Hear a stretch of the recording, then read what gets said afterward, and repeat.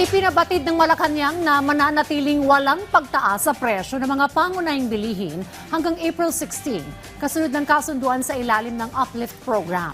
Pinangunahan ng Department of Trade and Industry ang pakikipag-ugnayan sa mga manufacturer para mapanatili ang price stability sa merkado.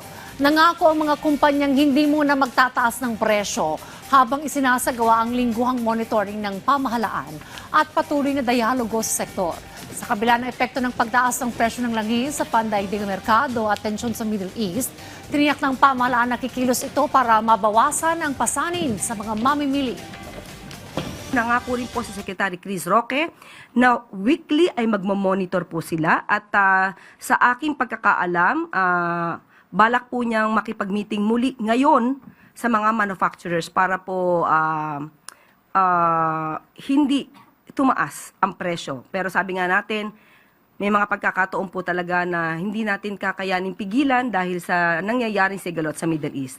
Pero lahat po ng pwedeng gawin ng ahensya ng gobyerno ay gagawin po para po hindi maging mahirap na pasanin ito sa ating mga kababayan.